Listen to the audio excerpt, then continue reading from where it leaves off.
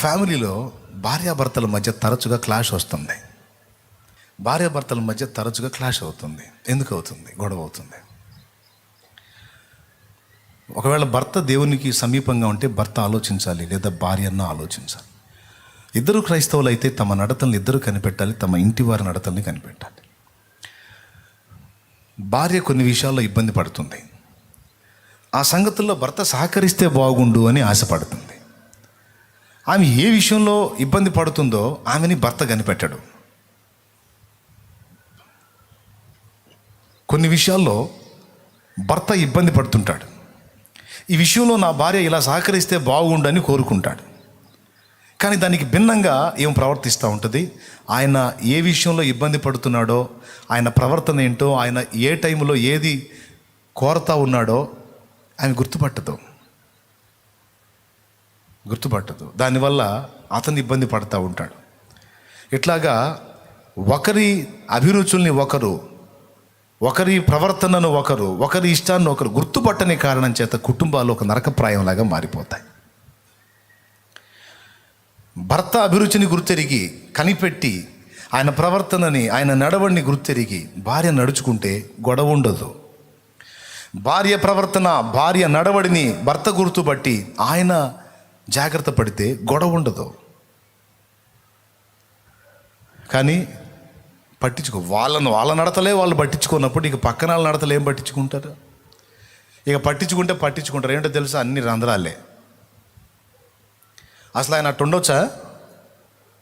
ఆయన అట్టు ఉండొచ్చా? అనయ్య చెప్పు, నువ్వు చెప్పు. బైబిల్లో ఏం రాస్తుంది? భర్తలారా మీ భార్యలను ప్రేమించండి ఉందా లేదా? మరి ఆయన అట్లెట్లుంటాడు అన్నయ్య? కాదన్నయ్య, కదిలితే బైబిల్ తీసుకుంటాడు, చర్చికి వస్తుంటాడు, నేను కూడా వస్తుంటాను అనుకో. మరి వాక్యం చదువుతున్నప్పుడు వాక్యం ఏం చెబుతుందో వినాలిగా. ఏమని చెప్పాడు? భార్యలారా అందేమా? భర్తలారా మీ భార్యలను ప్రేమించమన్నాడు కదా. అడుగన్నయ్య, ప్రేమించాడు, అడుగు. అమ్మా బంగారం, మా తల్లి కదా తల్లి, ఆయన వచ్చిన నీకెందుకమ్మా? ముందు నీ వచ్చిన నువ్వు నెరవేర్చావమ్మా. నీ వచ్చిన నువ్వు నెరవేర్చి ఆయన వచ్చిన ఆయనకు చెప్పమ్మా. అది అమ్మ మన కంట్లో దూలం తీసి పక్కాడి కంట్లో నలుసు తీయటం అంటే. ఏం వచ్చినా ఏమో నెరవేర్చదో, ఆయన వచ్చిన మాత్రం ఏమో చదువుతుంటుంది. ఆయన కూడా అంతే. అనా శాలేమన్నా ఏమనుకోవద్దు, బైబిల్ ఏముందన్న మనోడైతే రిఫరెన్స్ కూడా ఎఫ్ఎస్సి పత్రిక 5:22 ఏముందన్న? ఏముంది తమ్ముడు? స్త్రీలారా మీరు మీ స్వపరుషులకు ఏమన్నాడన్నా? అడుగన్నా, లోబడిద్దే అడుగన్నా. అయ్యా మరి నీవు వచ్చిన సంగతి ఏంది? అది కాదన్నా. మామూలుగా ఇప్పుడు మామూలుగా ఏం మామూలుగా నీ వచ్చిన సంగతి ఏంది నాన్న? ఇప్పుడు అది కాదన్నా, అది వేరే విషయం. వేరే విషయం ఎందుకైంది? అది నీ విషయం బాబు. పురుషులారా మీ భార్యలను ప్రేమించండి అన్నది నువ్వు నెరవేర్చావా? ఒకవేళ పురుషులారా మీరు మీ భార్యలను ప్రేమించండి అన్న వచనం నువ్వు నెరవేరిస్తే ఆమె నాకు లోబడుట లేదు అన్న కంప్లైంటే ఉండదు. హలో, ఎందుకంటే ప్రేమ దోషములను కథం ఇక చెప్పవు నువ్వు. అవునా? మరి చెబుతున్నావంటే, చీటికి మాటికి ఏమి తేడా అంటున్నావంటే నీకు ఇచ్చిన వచనాన్ని నువ్వు వదిలేసావు. నువ్వు నిజంగా ప్రేమించువాడవైతే, నిజంగా ప్రేమిస్తే ఆమె దోషాలు అవతల వాళ్ళకి కనపడుతున్నా నువ్వేమంటావు తెలుసా? పోనీ తెలిసిందైతే అట్లా ఎందుకు చేసేది? తెలియదు, అంత మెచ్యూరిటీ లేదు, అంత ఆ ఎదుగుదల లేదు, మానసిక వికాసం లేదు, చిన్నది పోనీ అనగలుగుతావు. నీ వచనం నువ్వు తీసుకుంటే, ఆమె వచనం ఆమె తీసుకుంటే, పోనీ అన్న ఆయన ప్రేమించినా ప్రేమించకపోయినా నా భర్త, ప్రభు నాకు చెప్పాడు నువ్వు లోబడమ్మా అని. అంతేనా? నేను లోబడతాను. పర్వాలేదన్న, ఏమైంది? ఆయన ప్రేమించకపోతే ప్రభు నన్ను ప్రేమిస్తున్నాడు, పర్వాలేదులే. అంటే ప్రేమగా మాట్లాడటం చేత కాదు కానన్నా, మరి నాకు అన్నీ ఆయనే కదన్నా తెచ్చి పెడుతున్నాడు. కాకపోతే ఆ ప్రేమను వ్యక్తపరచడం తెలియదు. కొంతమంది పాపం జెంట్స్కి అదొక ప్రాబ్లం ఉంటుందండి. ప్రేమ ఉంటుంది కానీ దాన్ని నెగిటివ్ రూట్లో చూపిస్తూ ఉంటారు అన్నమాట. అర్థమైందా? అంటే వ్యతిరేక దిశలో చూపిస్తుంటారు ప్రేమే వాళ్ళు పాపం. ఇప్పుడు బయట నుంచి ఎవరో ఒక వ్యక్తి వచ్చారు. ఆ వ్యక్తి మాటలు విని ఈమె మోసపోతుందేమో అని ఇతనికి భయం. అప్పుడు దానికి ప్రేమగా చెప్పొచ్చు, నమ్మొద్దు, అట్లా ఇర్రి కేకలేసి గందరగోళం చేస్తాడు. ఈమెకు దడ వచ్చేస్తుంది, టెన్షన్ వచ్చేస్తుంది. ఏం జరిగింది, ఎందుకండి అంత అంత హడావిడి? అరే ఎందుకంటే అంత ఊగిపోతారు, ఏంటి ఏం జరిగింది? ఇంకా కేకలేస్తూ ఉంటాడు. 1-2 దెబ్బలు కొడతాడు. చివరికి ఏమేమనుకుంటుంది, వీడికి నేనంటే ద్వేషం, కొట్టాడు. కానీ జ్ఞానవంతురాలు ఏమనుకుంటా తెలుసా, వివేకవంతురాలు, ఆయన నన్ను ప్రేమించాడు, అవతల వ్యక్తుల చేతుల్లో నేను పడకుండాన్నట్లు నన్ను అలాగా ఇబ్బందిగా చేశాడు. కానీ వాస్తవంగా నా మీద ద్వేషం లేదు. ద్వేషం ఉంటే నాకు అన్న వస్త్రాలు ఇవ్వడుగా, నా కోసం శ్రమ పడడుగా, నాకు కావలసిన సమస్తం సమకూర్చడుగా. ప్రేమించబట్టేగా. కాకపోతే దాన్ని వ్యక్తపరచడం తెలియదు, కొంతమందికి తెలియదు. సో అతని ప్రవర్తనని, అతని నడవడిని భార్య కనిపెట్టి అర్థం చేసుకుంటే గొడవ ఎక్కడ? ఆయన కేకలేసిన చిరునవ్వు నవ్వుకుంటూ పనులు చేసుకుంటుంటుంది. చూసే నా బొట్టు వాళ్ళకి మెంటలు ఎక్కిద్ది. ఆయన అంత కేకలేస్తున్నాడు, ఏమేమంతే అంటుంది, ఏంది ఇది, ఏం అర్థం కావట్లేదు, నాలాంటి వాడికి ఏమైనా ఇదే ఇది. తమ ఇంటి వారి నడవడి, వారి ప్రవర్తనను కనిపెడతారు. గుణవతి తన పిల్లల నడవడి, భర్త నడవడి, గుణవంతుడు తన భార్య నడవడి, బిడ్డల నడవడి అబ్జర్వ్ చేస్తారు, కనిపెడతారు. కనిపెట్టాలి.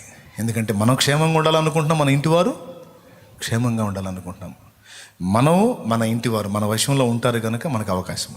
భర్త విషయంలో కూడా, భార్య విషయంలో కూడా, ఇంటివారి విషయంలో వారి నడతలు బాగుగా కనిపెట్టమన్నాడు.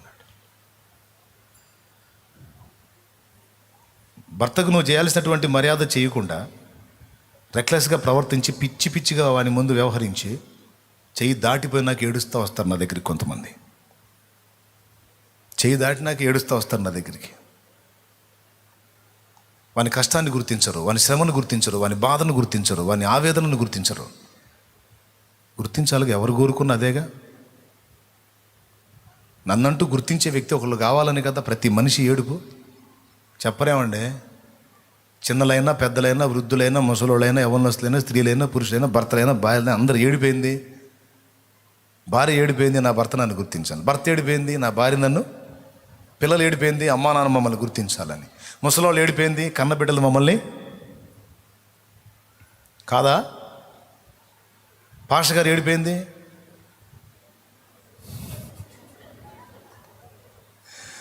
విశ్వాసులు ఏడిపోయింది, అన్న మమ్మల్ని, అందరూ ఏడిపోదేగా. అరే నోరు తెరిచి ఒక మాట పలకరు ఒక్కొక్కళ్ళు. నేను చెప్తున్నా, జీవిత సత్యం ఇది, దీన్ని నెగటివ్గా తీసుకోకూడదు. ఆయన అంత కష్టపడతాడు, అంత చాకిరీ చేస్తాడు, అంత జీవితం అంకితం అయిపోయి కుటుంబం మొత్తాన్ని లాగుతూ ఉంటాడా? ఏమో కనీసం టచ్ కూడా చేయదు. అలిసిపోయావండి, చాలా కష్టపడ్డామండి, కాస్త ఈ వారంలో కాస్త రెస్ట్ తీసుకోండి, పర్వాలేదు, సెలవు పెట్టండి, కాస్త ఉండండి, కాస్త విశ్రాంతి తీసుకోండి. ఏంటండి ఇంత చాకిరీ చేస్తారు, ఇంత కష్టపడుతున్నారు, ఎట్లా అండి అనను. లోపల ఎంత ఆనందపడతాడో. ఇవన్నీ అనరు. కానీ విచిత్రం చెప్పన, ఇంకొక అంటది ఇవన్నీ. ఆఫీస్లోనూ అక్కడో ఎక్కడో పరిచయం అవుతారు కదా, వాళ్ళ దగ్గర దొరికిద్ది. వాళ్ళు అంటారు, నన్ను భలే గుర్తిస్తారు. వాళ్ళు ఫోన్ చేస్తారు, ఏంటండి ఈరోజు ముఖం చిక్కిపోయింది అంటారు. ఈరోజు ఏదో కొంచెం మీరు ఏదో భోంచేనట్టున్నారుగా అంటది. నేను తినలేదండి, మీకు ఎందుకండి, నేను తినకపోతే మీరు తినేసేయండి అంటే. ఎట్లా తింటామండి, మీరు తినకపోతే తినబుద్ధి అవుతుందా? నేను కూడా అంతే వదిలేస్తాను, నేను తినలేదండి. అరే మీరెందుకు తినలేదండి అండి, ఎట్లా తినబుద్ధి అవుతుందండి, నా వల్ల కావట్లేదండి, అసలు నేను ఏం చేయలేకపోతున్నానండి, ఏం జరిగిందండి, నాకు చెప్పకూడదా? ఈ మాటలు అన్నప్పుడు హల్లెలూయా స్తుతి మహిమ ఎల్లప్పుడు దేవునికి చెదము.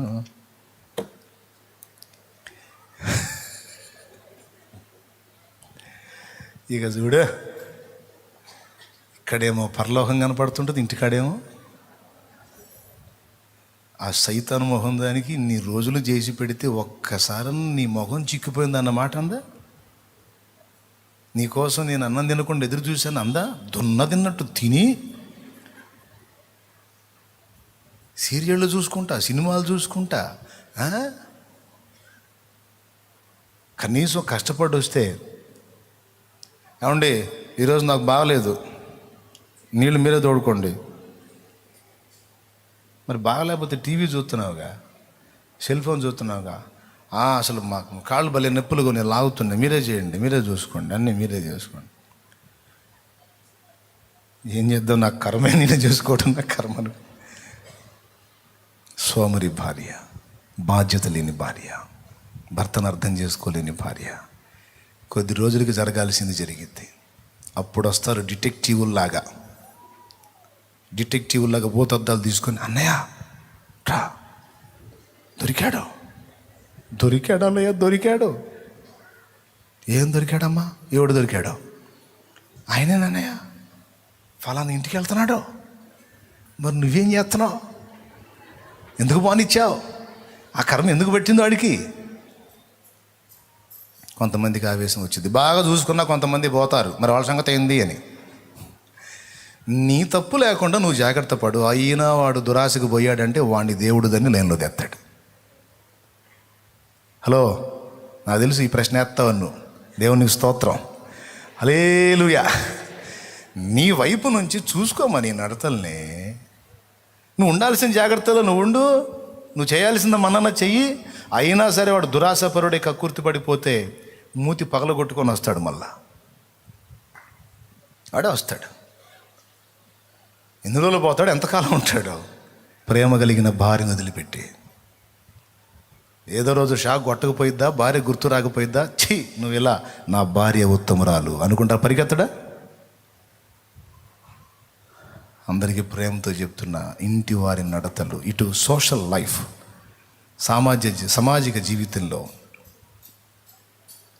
స్పిరిచువల్ లైఫ్లో కూడా కనిపెట్టాలి. భార్య విషయంలో కూడా అచ్చంగా భర్తల విషయంలో భార్యకు చెప్పాం, మరి భార్యల సంగతి భర్తలకు చెప్పవా అని అది కూడా చెప్తా. నీ భార్యను గుర్తుపట్టాలి, నువ్వు కూడా ప్రశంసించి మాట్లాడాలి. అసలు నిజంగా ఇద్దరు అలాంటి మనసు కలిగిన భార్యాభర్తలు అయితే ఆ ఇల్లు భూతల స్వర్గమేనండి. ఇలాంటి వాళ్ళు కాకుండా ఇద్దరు రివర్స్ అనుకో, ఆ ఇల్లు భూతుల స్వర్గం అన్నమాట. ఏంది? నేను చెప్పిన కొలతల్లో ఇద్దరు ఒకరినొకరు ప్రశంసించుకునేవారై గుర్తించేవారైతే ఆ ఇల్లు భూతల స్వర్గం. లేకపోతే జస్ట్ ఒక కొమ్ము పళ్ళు దప్పిపోయింది అంతే. భూతుల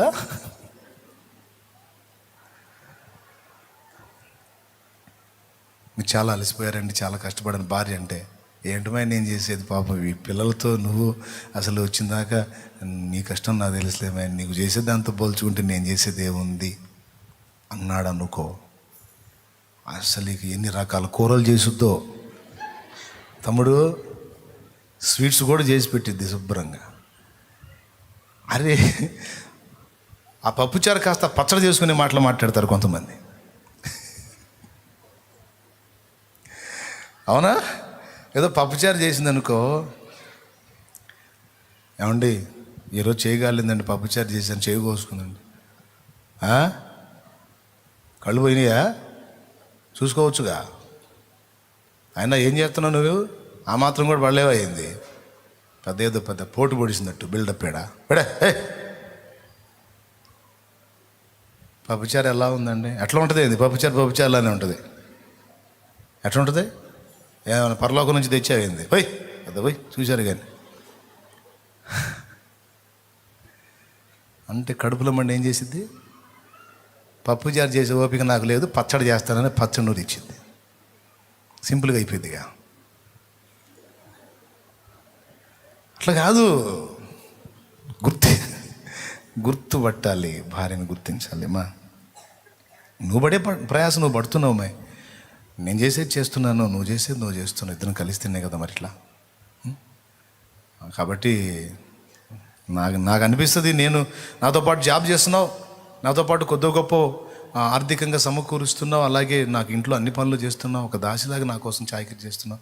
అసలు నీ కష్టంతో పోల్చుకుంటే నాదేముందిలేమ్మా అనగలిగితే, అలాంటి భర్త, అలాంటి భార్య, అలాంటి స్థితి కలిగినటువంటి కుటుంబం ఎంత ఆశీర్వాదకరంగా ఉంటుంది.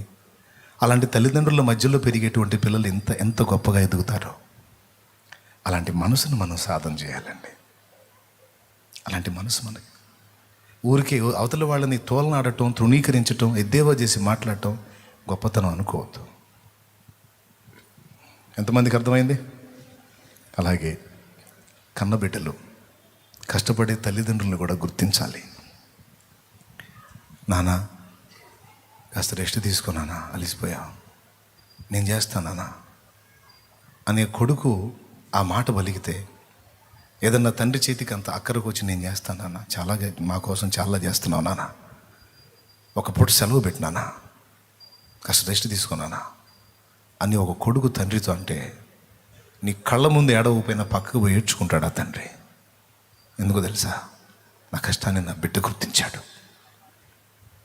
నా ప్రయాసాన్ని నా బిడ్డ గుర్తించాడు. అమ్మా రోజు నాకు చేసి పెడుతున్నావు అమ్మా, ఈరోజు నేను చేస్తామా, నువ్వు రెస్ట్ తీసుకోమా. ఓ కూతురు నువ్వు పంచపక్ష పరిమాణాలు పెట్టకపోయినా ఆ మాట నిన్ను చేయనీదమ్మా, నిన్ను చేయనీడు నాన్న, కానీ నువ్వు పలికే ఆ మాట నాన్న కళ్ళలో నీళ్లు తెప్పిస్తుంది. నాన్నని గుర్తించావని తృప్తి చెందుతాడు. అమ్మతో నువ్వు పలికే ఆ మాట నిన్ను వంటశాలలోకి వెళ్ళి నిన్ను పని చేయనీదు. పర్లేదే తల్లి అంటది, అమ్మా ఉండుమా నేను చేస్తాను, ఈరోజు ఈ వస్త్రాలు నేను శుభ్రం చేస్తానమ్మా, ఇల్లు నేను శుభ్రం చేస్తానమ్మా, రోజు నువ్వే చేస్తున్నావమ్మా, నువ్వు ఆగుమా నేను చేస్తానని ఓ కూతురు నువ్వను.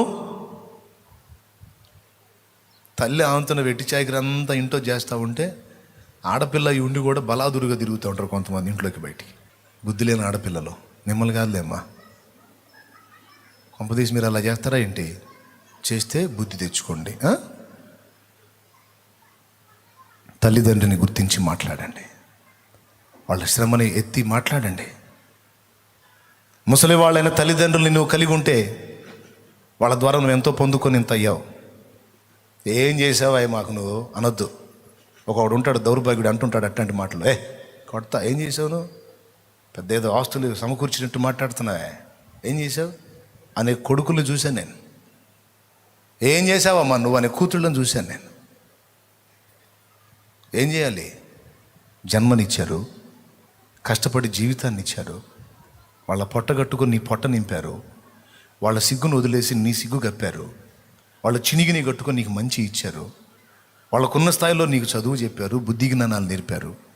ఈరోజు నువ్వంటూ సమాజంలో తిరిగి బ్రతకగలుగుతున్నావు, స్వతంత్రంగా బ్రతుకుతున్నావు అంటే అందులో వాళ్ళ కష్టం లేదా? అందులో వాళ్ళ త్యాగం లేదా? అందులో వాళ్ళ ప్రయాస లేదా? ఆ మాటే చెప్పు. తండ్రిని గుర్తుపట్టరు, తల్లిని గుర్తుపట్టరు, తేలిగ్గా మాట్లాడతారు. తప్పు. వాళ్ళ గుర్తించు. నానా వృద్ధుడని నీ తండ్రి దగ్గరికి వెళ్ళి కూర్చొని ఈ మాట పలుకు, నాన్న నువ్వు ఎట్ట భరించావు నాన్న, చాలా కష్టం చేసావు మా కోసం నాన్న అను. అమ్మా నువ్వు చాలా చేసావమ్మా మా కోసం అను.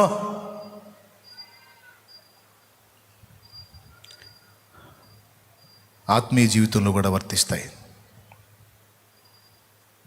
ఈ అన్నిటికంటే ముందు యేసయ్యని ప్రశంసించు. యేసయ్యా నా కోసం ఇంత చేసావు తండ్రి అని రోజు ఆయనను తలంచుకో, ఆయనకి థ్యాంక్స్ చెప్పు మనస్ఫూర్తిగా, మురిసిపోతాడు. అసలు ఈ మనసు కావాలండి మనకి. ఇది చిన్న విషయం కాదు, ఇది చిన్న విషయం కాదు. ఇక్కడ సక్సెస్ అయితే ఒక మనిషి ఎక్కడైనా గెలుస్తాడు. చెప్తున్నాగా నేను. అవతలి వాళ్ళని గుర్తుపట్టి వాళ్ళని ప్రోత్సహించి ప్రశంసించి మాట్లాడే విషయంలో ఒక వ్యక్తి ఫస్ట్ పాస్ కావాలి. హలో, వినపడుతుందా? ఎంతమందికి వినపడుతుంది? వినపడితే చేతులు ఎత్తండి బ్రదర్స్, సిస్టర్స్. థ్యాంక్ యూ, మీకు అందరికీ వినపడుతుంది. ఇక్కడ సక్సెస్ కావాలి. అప్పుడు మొత్తాన్ని సాధించగలుగుతాడు. తనను తాను, కుటుంబాన్ని, సమాజాన్ని కూడా గెలవగలుగుతాడు. ప్రభు ప్రేమ కూడా స్వతంత్రించుకోగలుగుతాడు. ప్రభు కృప కూడా పొందగలుగుతాడు.